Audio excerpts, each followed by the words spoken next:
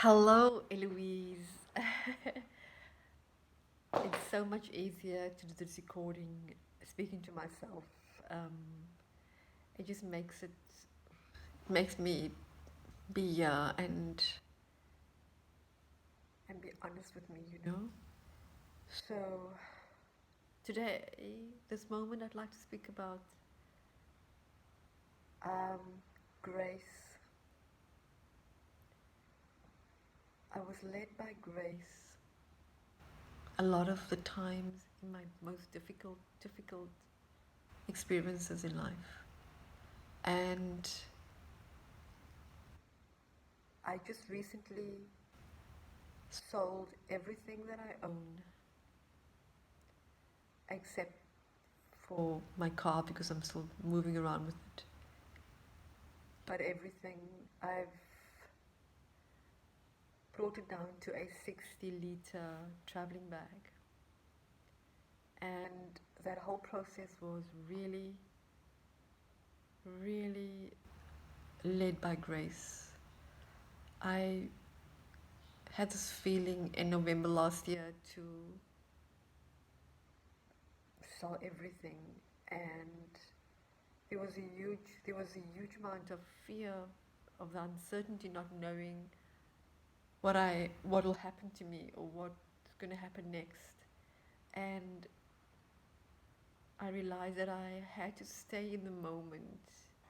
And as I was selling and moving through my clothing, my just everything, my furniture, my books, just everything in my life, I something happened to me, you know, something was happening to me. And it felt like as I was letting go of those material, outwardly things, something inside of me has been, an energy inside of me has been rising. And with the rising of that inner energy, there was a lot of hurt surfacing. And a lot of it was because there was this environment that I was used to, there was this comfort that I had with material wealth, all my belongings, and the more I was shedding it, the more I was landing in my inner landscape. I was reaching aspects in my inner landscape that I wouldn't necessarily have reached, still having those comforts. So the journey is still very much new and fresh, and I've so packed up everything, and then started thinking, okay, where do I go next? And I thought about traveling, just traveling, and I was thinking to have a plan, but what happened was I then got, no, Eloise, you need still time to be with you. You need time to look at this inner landscape, you know, look what's happening inside. And I'm living with a friend right now, and so she travels quite a bit, my friend. And so again, grace has conspired, and I have this huge, beautiful home with a garden area, swimming pool, beautiful, beautiful space that I get to occupy while I am looking at my inner landscape. And grace has been with me on this journey. So the fear has subsided 100%. Uncertainty 100%. Uh, what I have gotten from November to now, which is now Feb, middle of Feb, is, you know, we've always heard of the concept, live in the moment. I've never fully experienced living in the moment like I am now. Every day I get up, it's in the moment. I don't look too far ahead. It takes me away from what's currently happening inside of me. And in the moment is where I am creating my inner landscape, where I am looking at what is happening on the inside. What do I need to nurture more of myself, or where do I have to let go, or what do I have to change, or what beliefs are surfacing?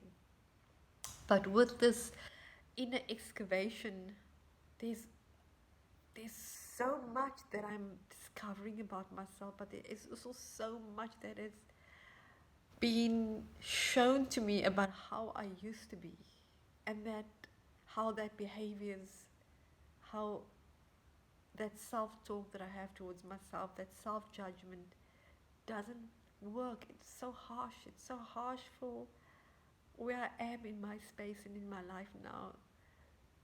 I am constantly softening the voices in my head, the judgments that I have towards myself, the way I treat myself, the way I nurture myself, the way I feed myself. Everything has become so slowed down tremendously for me. I've stopped exercising in gym, doing weights, doing cardio classes, and I'm more with the yoga and the Pilates, which has been more helpful for me in this time.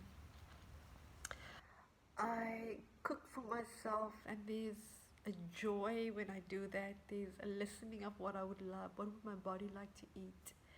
There's this whole awareness of my body in the sense that it's so precious.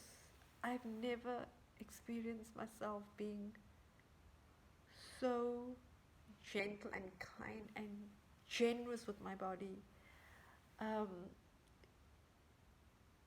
it's ever since I've become a half a century, everything feels like so precious. I think about death more than I've ever done in my whole half a century lifetime.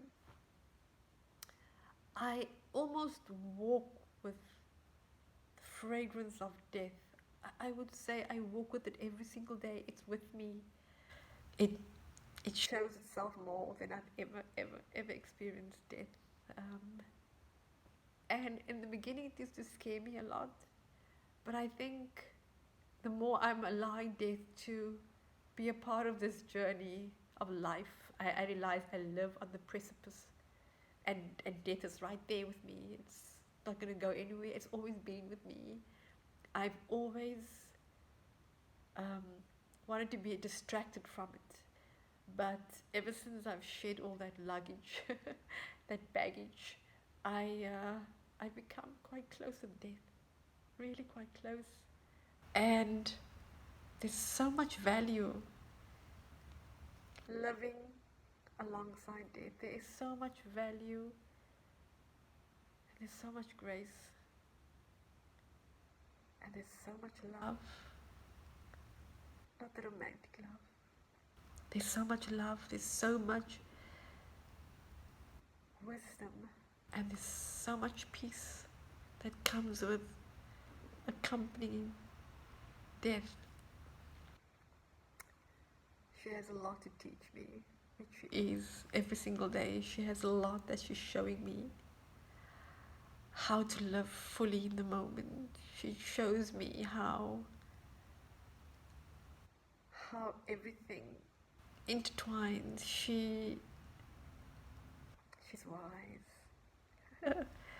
She's very wise. I think I'm only now living fully. I think I'm only now have I given myself permission to live fully. Yeah, everything is changing, and I have companions with me, grace and death, and it feels peaceful inside me to be with both of them. So let's see how this life is unfolding. I will share with you again tomorrow, Eloise. Or if not tomorrow, like I said, in the moment, it will be when it happens. I want to thank you, Eloise, for listening. I want to thank you for taking the time to nurture yourself. I want to thank you for taking the time to really understand what it is that you are here to do and bring. And I want to let you know that I love you so much, and I treasure you